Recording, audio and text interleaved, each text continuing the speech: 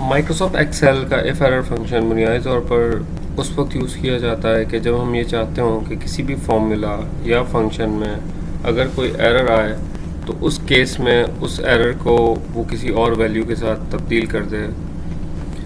If error function के syntax के अंदर हमारे पास दो पैरामीटर्स होते हैं। जिस तरह हम किसी भी फंक्शन को इक्वल्स टू से स्टार्ट कर सकते हैं, इफ एरर के फंक्शन को भी आप स्टार्ट करेंगे equals to if error brackets open के बाद जो सबसे पहला पैरामीटर होता है दैट इज़ वैल्यू।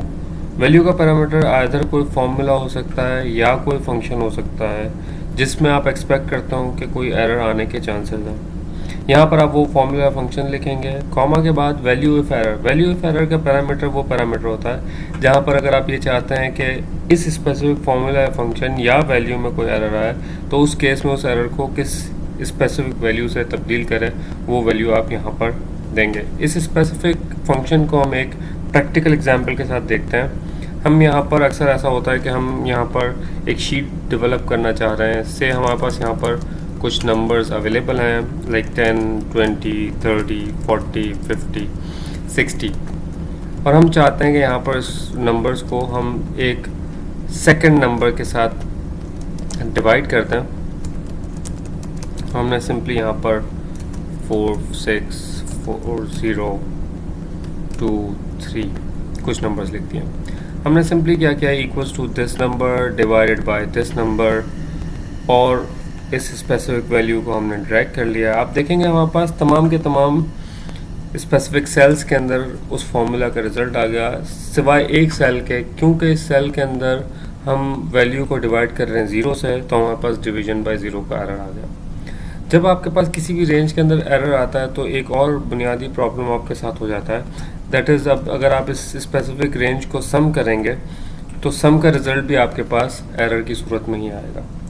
यहाँ पर हम इफ़ एरर के ज़रिए यही काम परफॉर्म करते हैं ताकि इस एरर को हम रिप्लेस कर दें किसी और वैल्यू के साथ। तो इसके लिए हम सिंपली यही करेंगे, equals to if error brackets open, ये हमारा फंक्शन स्टार्ट हो गया। अब यहाँ पर वो फॉर्मूला हमें लिखना है। फॉर्मूला हमारा क्या था, simply B3 divide by C3। ये वो फॉर्मूला फंक्शन है जिसमें हम एक्सपेक्ट करते हैं कोई एरर आ सकता है। कॉमा अगर एरर आया तो उस सूरत में क्या करें, वो 0 प्रिंट करते हैं और हमने इसको एंटर कर दिया। आप देखेंगे पहले, दूसरे, तीसरे तीनों के अंदर आपके पास उसने वही वैल्यूज़ दे दी जो आपके पास नॉर्मल फार्मूला ने दी थी। लेकिन जब आप डिवीजन बाई 0 वाले एरर में आए तो यहाँ पर बजाय इस डिवीजन बाय 0 के एरर के इसने आपको 0 की वैल्यू दे दी, क्योंकि हमने ये बताया था कि जब इस फॉर्मूला में एरर आए तो उसकी जगह वो हमें 0 की वैल्यू दे दें। अच्छा, यहाँ पर एक और खूबसूरत बात आप नोट करेंगे, जब हम यहाँ पर इसको राइट पे कॉपी करेंगे तो यहाँ पर क्योंकि इस स्पेसिफिक रेंज के अंदर एरर था तो रिज़ल्ट भी आपका एरर आ रहा था, जबकि यहाँ पर आपके पास रेंज में एरर नहीं है तो यहाँ पर रिज़ल्ट में आपके पास एरर नहीं आ रहा। इसी स्पेसिफिक एग्जांपल को एक और फंक्शन को एक और एग्जांपल के साथ देखते हैं।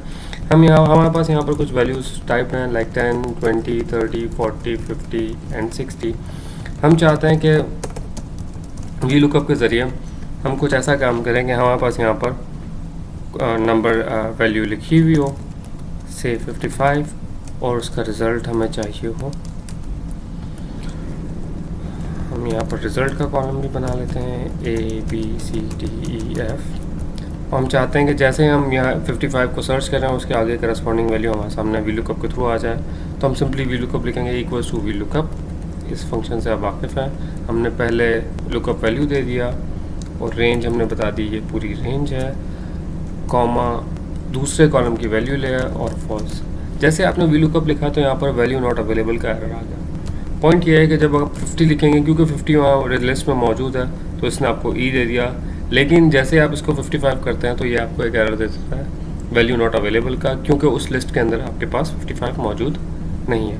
अब इसी एरर को हमें रिमूव करना है। इफ़ एरर के ज़रिए हम दोबारा से वही करेंगे, इफ़ एरर ब्रैकेट्स के अंदर वो फॉर्मूला, आप देखेंगे पूरा फॉर्मूला हमने टाइप कर लिया जिसके एरर को हम हाइड करना चाहते हैं, और कॉमा के बाद आप वो वैल्यू दे सकते हैं। इससे पहले वाले एग्जांपल में क्योंकि हमने एक नंबर दिया था तो हमने बगैर इन्वर्टेड कॉमास के वो लिख दिया था।